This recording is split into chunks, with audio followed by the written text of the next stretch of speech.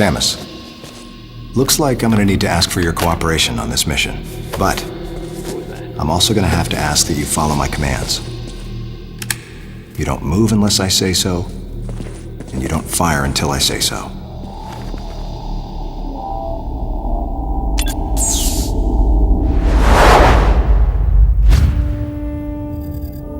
Any objections, lady? The thumbs up sign had been used by the Galactic Federation for ages. Me? I was known for giving the thumbs down during briefing. I had my reasons, though. Commander Adam Malkovich was normally cool and not one to joke around. But he would end all of his mission briefings by saying, "Any objections, lady?" He was joking, but others weren't. At the time, I felt surrounded by people who treated me like a child, or used kid gloves because I was a woman. And yet with Adam, I was grateful for the nod. My past has left me with an uneasy soul, and as a result, it touched me on some level that Adam would acknowledge that past by calling me something delicate, like lady. And I knew more than anyone that every word from Adam was deliberate. My thumbs down was a twofold response. A sign of derision at being called a lady, and a signal of my complete understanding of the mission orders. The other soldiers were always willing to support me with easy smiles despite the fact that I clearly had so much yet to learn. Among them was Anthony. In the face of his well-meaning behavior and that of the other soldiers, my response was to become increasingly bitter. I was a child, always with something to prove, a chip on my shoulder. And I was angry. I felt that if I let my guard down, I would easily be broken. And beyond that, I was scared. Even in the naivete of my youth, I could see in Adam's joking manner how close he felt to me. Adam knows my past, and he knows me better than anyone else. Confession time. Because I was so young when I lost both of my parents, there's no question I saw Adam as a father figure. When I rebelled against him, I knew I could get away with it. And his paternal compassion in the face of my rebellion reinforced the special bond I felt with him. I understood well that chances were slim that I would ever find anyone that understood me like Adam. And yet, when the time came, I still left his side. I was so young and naive.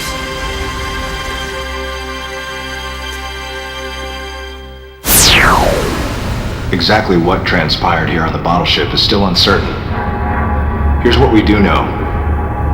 The equipment we thought had been destroyed is operational again, and we've seen casualties attributed to an unidentified and lethal creature. The situation is critical. We need to gather all the information we can, but priority one is to find any survivors and bring them to safety. Consider this site extremely dangerous. Be careful as you make your sweeps. And there's one problem. The wireless interference in this facility is all-pervasive. Your comm systems are useless. As a result, communication channels will be limited to the facility's navigation booths. Well then, Lyle, investigate Sector 1 and show a little restraint with the explosives. Gotcha. Maurice, you cover Sector 2. Repair any equipment you come across. Affirmative. Anthony, you're Sector 3. I'll leave it to you to decide whether plasma guns are called for. All right. James, check out the control bridge. Our communication issues might be the result of electrical interference. Yes, sir. And KG, run a complete sweep of the residential quarters and investigate any trace of survivors. Got it. Each of you is authorized to use a freeze gun. Do not forget to check in regularly via navigation booths. And Samus, you go to the system management room. Do everything you can to get the electrical system back up and running. Looks like your comm system is still functional. Remember, everything you see will also appear on this screen. Regarding auxiliary weapons, the use of bombs has been authorized. As far as your other weapons go, we will continue to investigate and authorize use as we can. However, we currently have no plans to authorize the use of power bombs. As you know, they have the ability to spread a high-temperature heat wave over a large area, impacting living things, which is a nice way of saying they can vaporize humans instantly. You should be well aware of how dangerous power bombs are, and how their devastation can't be obstructed with common materials. Once the mission in the system management room is complete, I need you to report back. I'll give you your next orders then. I want you all to be especially careful as you execute your missions. That's the end of the briefing. It was the first joint mission I'd been a part of since becoming a freelance bounty hunter. And of course, it was the first time since my Federation days that I was following the orders of a commanding officer. Having received mission orders from Adam, I felt confused and strangely exhilarated at the unexpected turn of events. I responded. Understood, Adam. No objections, of course. I love how this game works now. After the first Wii update after this game was released, the camera angles worked a lot better, it's a lot smoother. The one thing that I don't like though is how people responded to Samus being really close to Adam though. It's like, this guy's in there, Samus has more father problems than a lot of like celebrities, and I'm sitting there and I'm like, if your parents were butchered in front of you, I think you would too. But it's like, I don't know, it all goes along with the story. Bypass this stupid save room.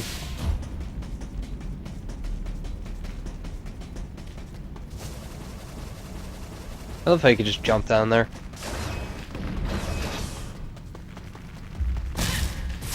Well, okay, that was pretty stupid on my part. I hate those stupid things. No, I'm not having a good day today.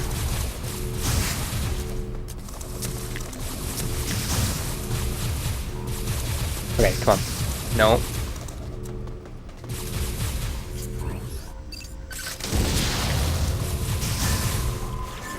Okay, if you're locked onto something, make sure you stay locked onto it. Just because... Oh man, come on. If you don't, well, let's just say it'll sway off the course like it just did for me.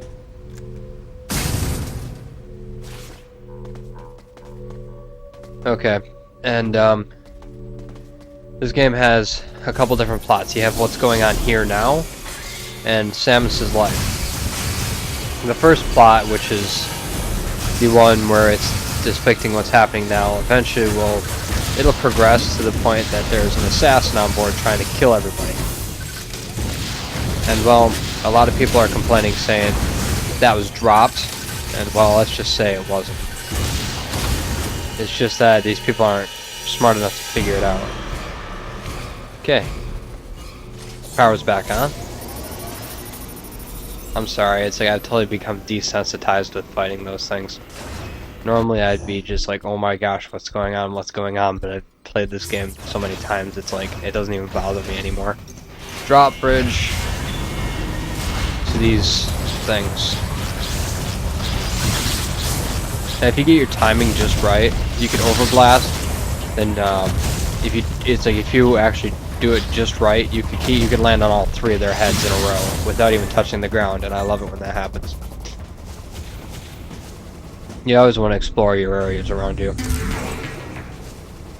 And if this is your first time playing, don't get used to having the 10 missiles and the energy tank. Don't get used to having the extra missiles and energy tanks, because in the hard mode, you only have 99 health and 10 missiles, and I beat the whole thing with only that. So if you've watched my video Metroid Queen hard mode, you'd see what I mean. Oh, come on. I still love how Metroid has no ammo whatsoever. It makes it more fun just to sit there and fire like crazy.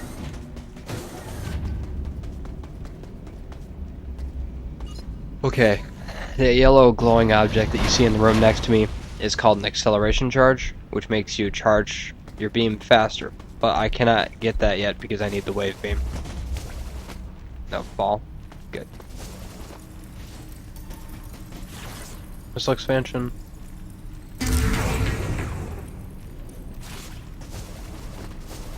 If you hear like the sound is being like echoed, sorry, I'm listening to this thing on loudspeakers while I'm recording. Activated.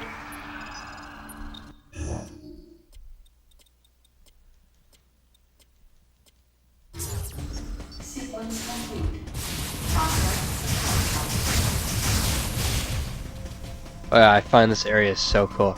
Because if you actually look, this is actually, you're going from the outer rim to the inner part of the battleship. Samus, go through the hatch on your right and head towards Sector 1. Lyle went ahead to secure a route to a facility of interest. I'll leave you to survey Sector 1.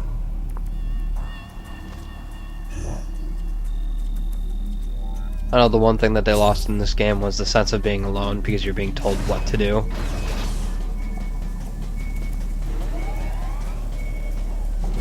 The power bomb door on the right, on the lower right hand of this room. Oh hey look, yeah, this is Adam's room right here. You just can't get there till the very end. Hey, now be slow when you're going through this area because this one does have a bunch of surprises. I don't think it's this one, is it? Yep, it's this one.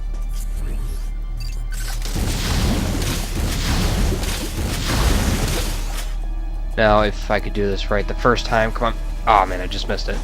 Okay, no. Okay, this is gonna get on my nerves. Got it. This game does have the puzzles of the first two of the Super Metroid. This does have hard puzzles.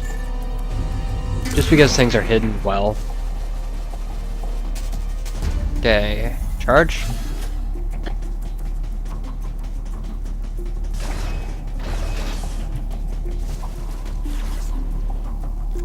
One thing that I find is funny is people go and they always complain about, hey look, I need more missiles, you know what, I'll just think about it. And I'm like, what would you rather have? No health and ammo packs and no way to get more missiles? I'm like, if you want 10 missiles just throughout the whole thing, go right ahead.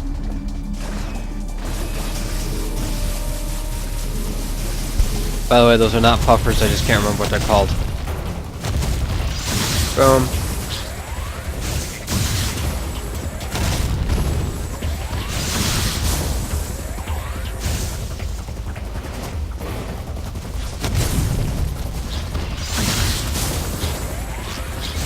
Yeah, I love the overblast. Come on. Oh man, he jumped the wrong way. Okay, power bomb door.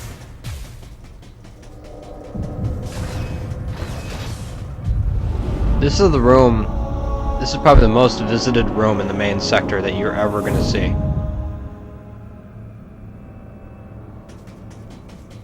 Sector 1. The biosphere. This elevator is bound for Sector 1. A level 3. Warning is now in effect. I love how the elevators talk to you, because you kind of know what to expect. Okay. Stay alert to your surroundings at all times. Now for me, I didn't take that seriously. I just thought, oh, it's kind of cool they talk to you. Pay attention to your surroundings, because what could be surroundings could be also something that could kill you. Trust me, you have walking piranha plants in this game.